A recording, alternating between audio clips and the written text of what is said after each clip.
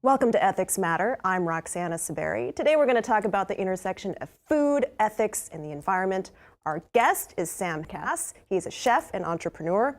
He was the personal chef to the first family under the Obama administration. He was also the executive director of Michelle Obama's Let's Move campaign, aimed at improving the health of children. And he also served as the senior White House policy advisor for nutrition. He left the White House in 2015 and is now the founder of Trove, which helps companies create the future of food around health and sustainability. And he is a venture partner in Acre, which invests in the next generation of companies working to solve these problems. Welcome, Sam. So good to be here. It's great to have you at the Carnegie Council Studios in New York. Well, there is so much to talk to you about, not just because food is something we need and we like, Yes. but also because it's linked to so many other issues, such as the climate, politics, economics, and stability around the world. Yeah. But first, I want to ask you, why are you interested in food? How did you get interested in food? Because I know you grew up in Chicago. Yep. I was reading a New York Times article about you a few years ago, and one of your classmates said, I definitely would not have thought of Sam to be a food guy. When we were in school together, he was very focused on sports. I was. So what changed? My dream growing up was to be a baseball player, and I made a run at trying to get to the league, but didn't quite work out. What changed? I mean, I grew up. I wanted to see the world. My original motivation around food was really travel. When I was at the University of Chicago, finished getting a history degree, and I got into an abroad program in Vienna, Austria, and had worked one summer in a restaurant, but like literally knew nothing about food, and sort of wiggled my way into this Michelin star restaurant when I was in Vienna, and they ended up taking me in like family and gave me sort of old school training, and I worked there. I ended up staying illegally and working there for over a year. And getting trained, not getting paid, but getting paid in knowledge. But it was just an incredible way to go see the world. I mean, food is a universal language that, if you follow it, will take you to all kinds of interesting, places, people's kitchen tables, little restaurants in the Amazon, all kinds of fun, amazing things. And so that was really what drove me. I mean, I love food as well, but never had any intention of being a chef. That was never part of the plan. I guess at that point I didn't really have much of a plan. Well, you ended up back in Chicago. Yeah. And I understand you met the Obamas when you were in Chicago, and actually Michelle Obama has said she met you when you were a kid. I'm not sure how she defines a kid. Were you I've known them since I was in high school. Okay. Basically, yeah. So I know that you started cooking for Michelle Obama and Sasha and Malia when then Senator Obama was on the campaign trail for the presidency. Yeah. How did all of this lead to you serving as the personal chef to the first family? Yeah. Well, by that point when I got back, I'd already been very engaged in sort of food and politics and health issues. I'd made a kind of a shift in my mind around sort of what I wanted to do with food by that point. So I came back really trying to get involved in food and politics, ironically, but having, no notion of connecting with the Obamas and working with them. It hadn't crossed my mind. But right when I got back, I got reconnected with Michelle, and then Senator Obama was he had just announced the campaign a couple of months prior and was on the campaign trail. So I started helping, cooking a couple times a week, because there was no staff. I mean, he was a professor, she professional, but they didn't have like a big staff. It was grandma, basically. And so I started helping out a couple times a week, making sure the kids had some basic nourishment, and it sort of grew from there. And we started talking about the issues that we were facing as a country and challenges that families and particularly kids were facing, and the implications for our health and their health and the healthcare system and our education system and all these other issues.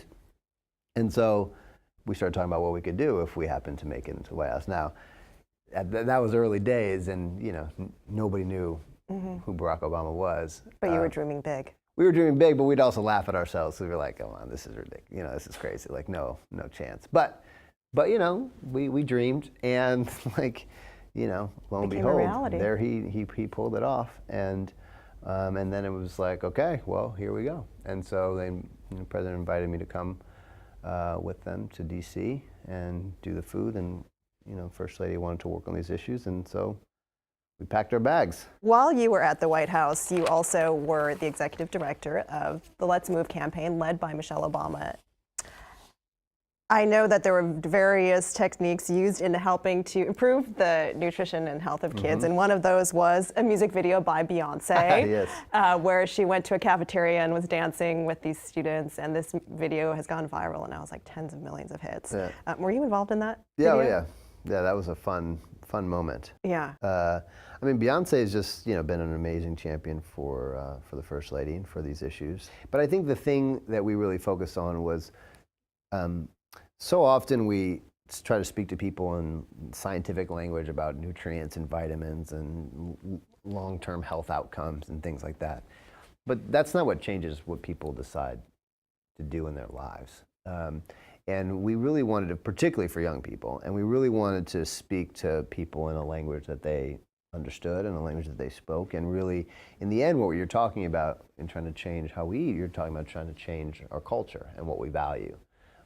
And that's hard, but that means you need to, get the support of big influencers like Beyonce. That's why companies pay these people tens and hundreds of millions of dollars to get them to support their products, because that's really what galvanizes people to make different decisions. So, so that was a great example. But there's dozens and dozens of examples of us really trying to, do fun, interesting, culturally relevant things to make healthier eating cool and hip.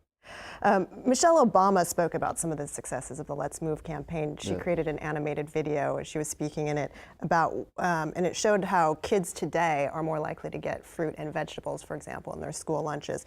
What would you say were the biggest successes of the Let's Move campaign? I think we had a transformative impact on these issues, and one that we won't know the entirety of for another 10, 15 years when these younger kids really start growing up. I think on a policy level, probably the biggest impact we had is in schools. We improved the standards around the school lunch program in a way that they'd really never been done before. We put standards on junk food that was sold in schools. So when we got there, you could sell anything you wanted in a vending machine or in the lunch line. You could literally sell anything you wanted, which is crazy. And so we put really good standards on there, and we got more money to the program. And so now kids can't find chocolate bars. There's no candy bars vending in schools. Oh, in public schools, we're just talking, right? Yeah, in schools that we had jurisdiction over. Yeah. But that's 31 million kids. Wow. We dramatically expanded the school breakfast program. One thing we found was that, hunger is a huge problem. It's way bigger than anybody realized. 1 in 5 kids is food insecure in this country, which is abhorrent considering the wealth of our nation. And, if a kid is sitting in class, it's 11 o'clock, and they haven't eaten anything, their ability to learn is dramatically undermined. And so we found, though, that a lot of kids who were eligible for school breakfast wouldn't get it because breakfast was only for the poor kids, whereas lunch, all the kids would eat in the lunchroom, so you couldn't really tell who was poor, who was not, who was getting free lunch, or who brought their own. You wouldn't feel shamed. You just were together, but at breakfast, it was only the poor kids. So a lot of kids were not showing up for breakfast because they didn't want to be singled out as being poor. So we expanded breakfast in the classroom dramatically and for everybody, and we saw participation rates skyrocket. And there's volumes now of evidence showing that it has a significant improvement in educational outcomes because the kids now can concentrate. Right. So in that regard, I feel very proud of what we accomplished. Lots of other policies around better labeling, better information. We banned trans fats, which is a known killer. In schools? No, we banned trans fats across the country, which is a huge win for families. It's a known killer. So lots of other policies that I could bore you to death with that I'm very excited about. But I think honestly, so that's one part. I think the other thing that the First Lady did in a way that nobody else could do was she took this issue that was kind of on the fringe and put it squarely in the mainstream. And I think did it in a way that people could really relate to and be excited about and feel positive about. So I think she transformed our culture. And for these younger kids, it's not cool to be unhealthy. It's like, it's not cool to just sit there and, not get exercise and just pig out on junk food. I mean, all kids are going to do that. I did that as a kid. But the culture's changing. And expectations, particularly of the younger generations, are they want better, healthier food. So you think we'll see obesity rates continue to drop in the future? I'm certainly hopeful. I mean, it depends on what we do from here on out. It's not that we did some work and then we can wipe our hands and say we're done. But I think we definitely gave ourselves a chance. For the youngest, hardest to reach population, so very young, 0 to 2, 0 to 4, depending on the research, low-income kids, we've seen significant declines in obesity rates. And those are the hardest to reach kids. Yeah. Part of it is because we changed the program called WIC, which serves low-infant mothers and children. Well, I want to talk to you about the future, actually, because right now we have a new president. Kids are in school under a different president, President Trump, and his administration has announced some delays in rules that were put in place under the Obama administration, such as rules meant to reduce sodium and meet higher whole grain requirements in school lunches. How concerned are you that your efforts will be rolled back? Well, first I'd say, I think it's insane to undermine the nutritional quality of the food that taxpayer dollars are funding for kids around the country, particularly given that 1 in 3 kids are on track to have diabetes in their lifetime and 1 in 3 kids are overweight or obese. I mean, it's just crazy and pretty shameful. I will say the 2 things that they've done in the school realm aren't great. They should be strengthening. They should be saying we didn't do enough. They should be saying here's more money, here's better standards. Like, that's what they should be doing. They're obviously not going to do that. But the things that they've done, I don't feel strike at the heart of the work that we did. So I feel pretty good about, at least at this point, sort of how the work has held up. We'll see what happens. There's a long way to go. Definitely Republicans on the Hill are eager to block grant the school nutrition program, meaning like cut it up and just give states dollar amounts to implement and leave it up to them to decide what to do. And why shouldn't they? That would be a disaster. Really, it's a red herring. They want that would be the way that they dramatically cut funding for the program. So and limit depending on how many kids need whatever services in school lunch, they still get the same amount of money. So it's a way to cut dramatically the amount of money that's flowing to school lunch. But states and schools might say, we want to have more control of what we're serving our kids. We don't want the government to tell us. Yeah, that's great. And I understand that would be their point. And if they want the right to serve their kids like candy bars, I don't think they should have that right. I think if taxpayer dollars are funding this program, there should be a basic standard based on science about what's good for these kids' health, well-being, and long-term vitality. Because in the end, we're going to pay for it one way or the other. The projections of 1 in 3 kids having diabetes in this country, our healthcare system will simply collapse. We just can't afford these sort of political games with the future of our children and the future of our country. So I wholeheartedly reject that notion. So if some states want to do better, go right ahead. But there's got to be a floor about what we expect our kids to be eating, and it shouldn't be whatever they want. I mean, so the government, the federal government, you're saying, and we've seen through your experiences, should have a role in showing and regulating what and how kids eat in school. Well, absolutely. I mean, there's no way around that. I mean, if we believe that kids have a right to have a lunch, and we believe that particularly for low-income kids who can't afford a lunch, they should eat something, and that ultimately, I would much prefer everybody have better jobs, higher paying jobs. Maybe they could take it all in their own hands. But a lot of kids are very poor and don't have any food. So if we're going to solve that problem, which is absolutely critical to the success of our education system, then there has to be some basic standards that determine what we serve. And if my money is going to this as a taxpayer, I want to make sure that I'm not funding a diabetic child that I will then have to pay even more money in 20 years and that my kids are going to have to pay for. So I don't think there's much of a question on this. You can argue around the edges around where you should set the sodium standards.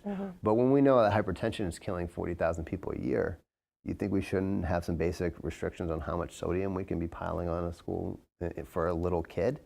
So for me, this debate has been settled a long time ago. Well, let's look beyond our Yes. borders here in the United States, and with a global perspective, let's take a look at food because it's linked to so many issues that affect the world. Climate change. Yeah. How does what we eat and how we eat it affect the climate? Yeah. How does climate change affect the way we eat? Yeah. So food is really one of these fundamental issues when it comes to climate, and it gets almost no attention. And I think it's something that has to change if we really actually want to solve this challenge, both solve it and deal with it. Food and agriculture is the number 2 emitter of greenhouse gas emissions, about 25% of global greenhouse gas emissions. And the estimates vary. That's a conservative estimate. And that's after like energy consumption, transport. Energy is number 1, and food and ag is number 2. And that's a conservative way to cut the numbers. And that's from what, like landfills, from cows, cattle, livestock? It's from a number of different things. We lose a lot of carbon from the soil, which goes up into the air. It's a lot been driven by animal agriculture, particularly beef, and fertilizers. There's lots of steps along the way. Growing the feed for cattle takes a lot of energy and releases a lot of carbon into the air. And then there's methane from both the animals and then food waste. So food waste is another key component of this. If you look at waste as an emitter, it'd be the 3rd largest emitter after China and the United States. Food waste. Food waste, if it was a nation. And methane is a very powerful greenhouse gas. So what you see is, I just see a very inefficient system. We have a system that's is the number 2 contributor to greenhouse gas emissions, which in turn makes the growing food that much more difficult in the future. We're wasting about 1/3 of what we produce globally, which also then contributes to this problem. And we're getting health outcomes where, say in the United States, 1 in 3 are on track for diabetes, and globally, you have about 2 billion overweight or obese people globally, and about 800 million who are malnourished or undernourished. So you're getting health outcomes that are just simply unacceptable. And so there's no other major system for humans that is so inefficient in that regard. And if we don't solve food when it comes to climate, we're never going to reach our targets. If you look at the curve for energy, because of technological breakthroughs and a lot of the investment that's been happening in energy over the long term, we see a future where actually we can dramatically reduce our carbon footprint when it comes to how we produce energy. Food, we have no path on that. Why? There's a lot of factors. One, food is a politically sensitive issue in every single country around the world. We talk about the role of government, and I think there is a role, but I would also say, it's sensitive. You don't want the government telling you what to eat, right? Too much. I mean, it does, but you got to be careful. So it's politically really tricky in every single country. There's not just one simple answer. Every country is different. Different regions of the country are different. There's not just like solar that we just want to scale, where there's like a very simple technological innovation and now the workers just trying to get it to scale. Maybe it hasn't been created yet. Maybe it hasn't. Well, I think it's being created in lots of different ways, but food is a very complex set of relationships, and the supply chain is incredibly complex. And getting people to try to eat different things is really tough. It's a harder lever to pull for governments. And so a lot of people have just not paid much attention to it and sort of sidestepped that issue. But now, with a global accord, the United States stance aside, a lot of countries— Paris Climate Treaty. Yeah, the COP21. Yes. A lot of countries are going to look at, okay, where are my emissions coming from? And most of the world's going to have to look at ag and say we have to figure out how to make significant reductions, because when you look at the curves from food and ag, it's going straight up. Like there is no sightline to bending the carbon curve when it comes to food and ag, and so we're going to have to get serious about it. So what can cities and countries do? There's a lot we can do. I think in the end, there's sort of 2 big things. There's one like how we're producing, but then there's also what we're producing. And a lot of people try to figure out like how to eat what we're eating and just do it with a lighter footprint. The reality is, if we really want to change how ag is impacting the environment, we have to change what we're eating. We can't keep eating giant steaks and... What can we eat that would reduce our carbon and methane footprint? Yeah, and this is where it gets exciting for me, because this is where climate and health really start to align. It turns out the healthiest diet and the most climate smart diet are pretty much the same thing. It's a diverse diet based on plants with some protein, but not too much. And so if we're eating more vegetables, more fruit, more legumes are very important, and some protein, but lower down on the food chain. So beef or fish or chicken? Chicken is one of the best things from a climate perspective we can eat. How about turkey? Turkey's, I like turkeys. Turkey's right there. Turkey's right there with it. Okay. Pork is not as good, but better than beef. Beef and lamb are actually two of the biggest culprits. And fish? Fish is great. Fish is amazing, except obviously we have some real problems with our oceans. We're overfishing. We've depleted a lot of the stocks.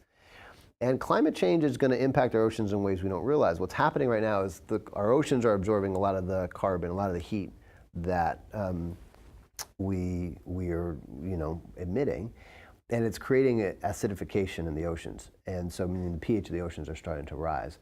And so for like shellfish and lobsters and shrimp, crustaceans, they're starting to have trouble forming their shells. So they're going to become very vulnerable, and experts are very worried you're going to see a collapse of that whole part of the food chain in the oceans, which would lead a precipitous decline of fish populations in general.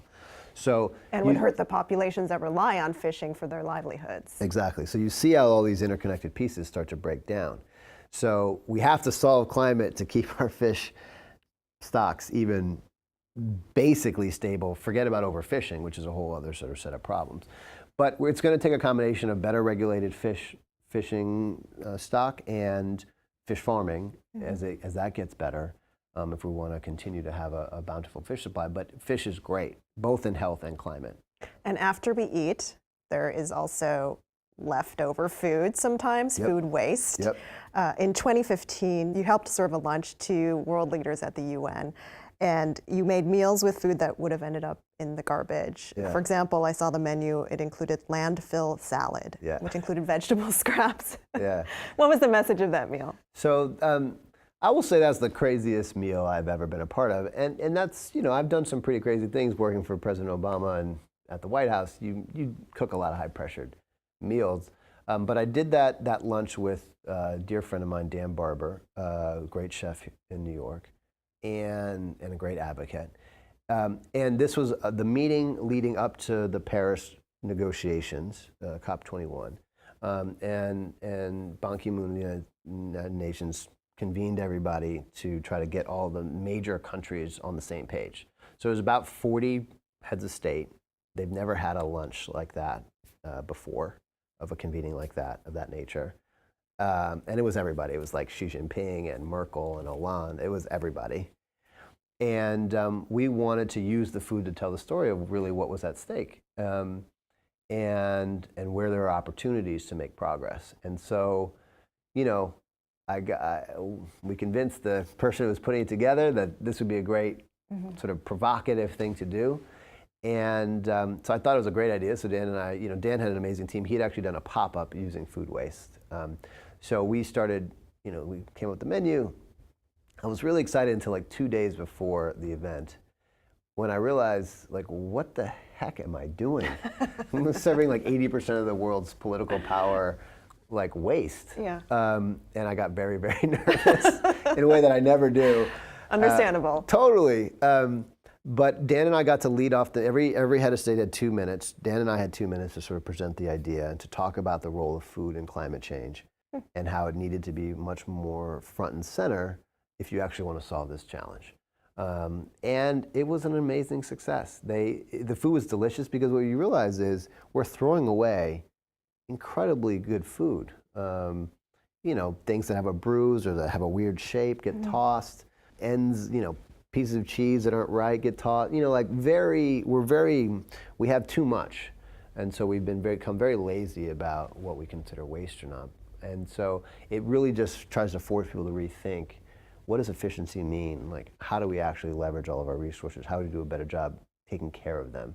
And look, that's true globally on a political level. It's also true personally. In the United States, for example, 40% of waste comes from homes. We've all thrown away God knows how much food, right? And so we have to do a better job figuring out how do we play our part in making sure. How do we play our part? What should we be doing to reduce our food waste? I think it's a couple of things. I think one, we need some innovation to make this easier for people, but two, we just need more consciousness. So, and this is true for health, you eat what you see.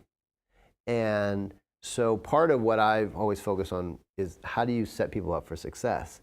From a food waste standpoint, you put all those vegetables in that bottom bin and you forget about them. And then they sit there and then you're like 5, 6, 7 days later, you're like, okay, what do I need to make for dinner? You pull it out, things are just going bad. And you feel bad, you throw it away, you're bummed out, you're wasting a bunch of money. And then the next time you're like, you know what, I'm just not even gonna buy that anymore. And then you're not buying vegetables, right? So these things are deeply connected. This sounds very familiar to me. me. It's like we all do it. And so, but then you're not buying vegetables and that's bad for your health.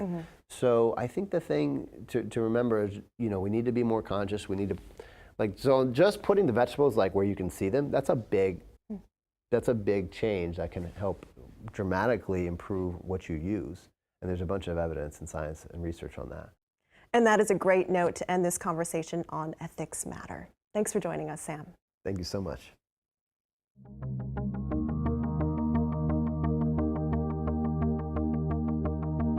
For more on this program and other Carnegie Ethics Studio productions, visit carnegiecouncil.org. There you can find video highlights, transcripts, audio recordings, and other multimedia resources on global ethics. This program is made possible by the Carnegie Ethics Studio and viewers like you.